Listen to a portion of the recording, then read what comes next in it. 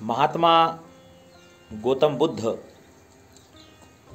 अक्सर अपने शिष्यों अनुयायियों को व आम लोगों के बीच भी उपदेश दिया करते थे। अपने उपदेशों में वे अक्सर लोगों को सच्चाई के मार्ग पर चलने की सीख देते थे। उन्हें यह बताते थे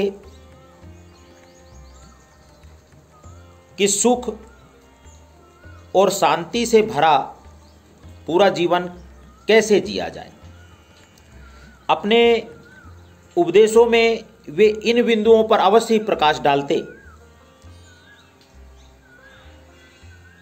और उनके इन उपदेशों का लोगों के जीवन पर बड़ा गहरा प्रभाव पड़ता, बड़ा गहरा असर होता और उनके बताए मार्ग पर चलने वाले लोगों का कल्याण भी होता था। उन्हें जीवन में सुख और शांति मिलती। इसलिए वे जहां भी उपदेश देते वहां लोगों की काफी भीड़ इकट्ठा हो जाया करती थी। लोग उन्हें बड़े ध्यान से सुनते थे। एक दिन भ्रमण करते हुए वे गांव में पहुंचे। वे वहां सुबह और शाम को सत्संग करने लगे। वहां भी लोगों की भीड़ उमड़ने लगी। उसी गांव से एक युवक प्रतिदिन भगवान बुद्ध का प्रवचन सुनने के लिए आने लगा। बंधुओं, एक दिन उस गांव में भगवान बुद्ध के प्रवचन का आखिरी दिन था। वे वहां से कहीं अन्यत्र जाने की तैयारी कर रहे थे कि तभी युवक उनके पास आया और बोला, महाराज, क्या आपके सत्संग में शामिल होने वाले सभी लोगों का कल्याण होता है? भगवान बुद्ध ने कहा, कुछ का होता है और कुछ का नहीं होता है। इस पर उस युवक ने फिर प्रश्न किया, महाराज, आपके उपदेशों को सुनकर सभी लोगों का कल्याण क्यों नहीं होता? सभी लोगों को सुख शांति क्यों नहीं मिलती? मैंने भी तो कई बार कई स्थानों पर जाकर और आपके उपदेशों को सुना है, फिर मेरे जीवन में सुख शांति क्यों नहीं आई? मेरा कल्याण अब तक क्यों नहीं हुआ? भगवान बुद्ध ने उसके द्वारा किए गए सवालों के जवाब में एक सवाल पूछा। अगर कोई व्यक्ति तुमसे राजमहल जाने का रास्ता पूछे और तुम्हारे रास्ता बताने के बाद भी वह राजमहल नहीं पहुंच पाया तो तुम क्या करोगे? तब उस युवक ने कहा, प्रभु, मेरा काम तो सिर्फ रास्ता बताने का है। अगर फिर भी वह रास्ता भटक जाता है तो मैं क्या कर सकता हूं? भगवान बुद्ध ने कहा, वत्स, ठीक इसी प्रकार मेरा काम लोगों को सही राह दिखाना है, परंतु उस राह पर चलने का काम तो लोगों को ही करना है। मैं उचित, अनुचित, अच्छे, बुरे का भेद बता सकता हूं, पर उन्हें करने की जिम्मेदारी तो लोगों की ही है। भगवान बुद्ध बोले, अपने उपदेशों में मैं जो भी सूत्र बताता हूं उन्हें जीवन में उतारना है या नहीं उतारना है, यह निर्णय तो लोगों को ही करना होता है। यदि सत्संग में मिले सूत्रों को जीवन में उतारा नहीं जाए तो फिर उससे लाभ कैसे प्राप्त हो सकता है?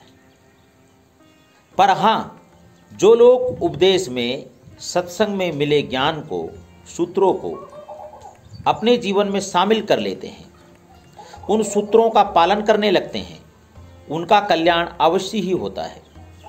उनके जीवन में सुख शांति अवश्य आती है। पर जो लोग उन सूत्रों को अपने जीवन में नहीं अपनाते, नहीं उतारते, वे हमेशा दुखी रहते हैं।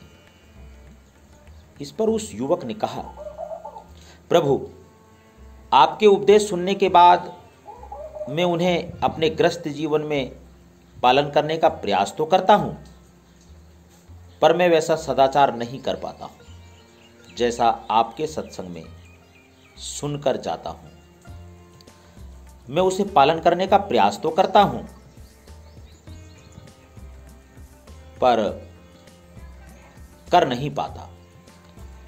फिर इसमें मेरा क्या दोष? फिर बताइए मैं क्या करूं? उस युवक से भगवान बुद्ध मुस्कुराते हुए बोले, वत्स, यदि प्रयास सच्चा हो और सही दिशा में हो तो उसमें सफलता अवश्य मिलती है। आधे अधूरे मन से किए गए प्रयास निष्फल ही होते हैं, निष्फल ही होते हैं। भगवान बुद्ध ने उस युवक को बांस की एक टोकनी दे दी, एक टोकरी दे दी, और देते हुए उसे कहा कि उसमें पास की नदी से पानी भर कर लाओ। युवक ने नदी में जाकर उस टोकरी में जल भरता, पर उसे बाहर निकलते ही पूरा जल टोकरी से बाहर निकल जाता। अभी भगवान बुद्ध ने कहा, भले ही उसमें जल नहीं रहा हो, पर तुम अपना प्रयास जारी रखो। उस युवक ने वैसा ही किया। युवक प्रतिदिन टोकरी में जल भरने का प्रयास करता, पर हर बार असफल होता।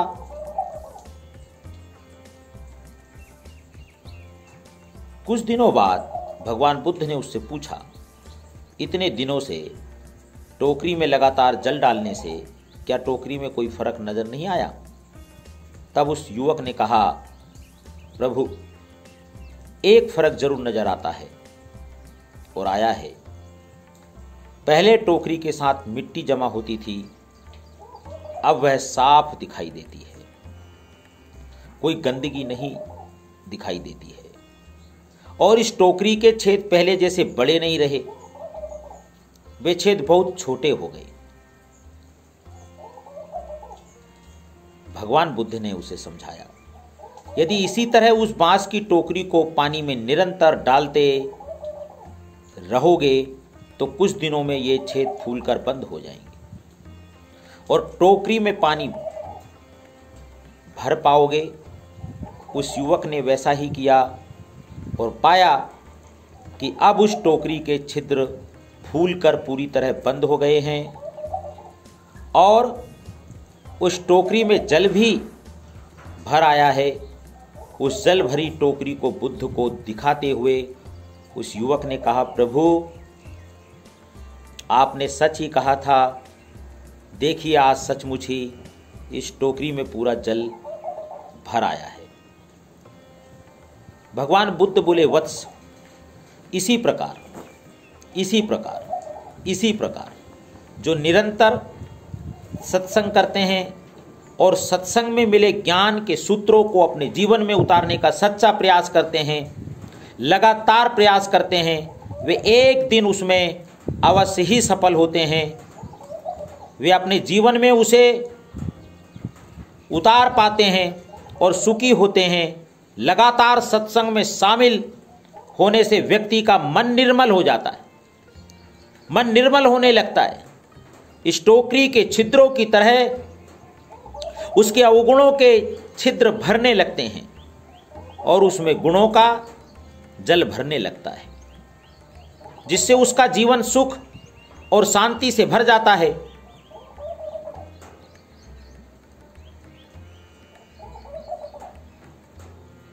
आनंद से भर जाता है, समृद्धि से भर जाता है, उत्साह से भर जाता है,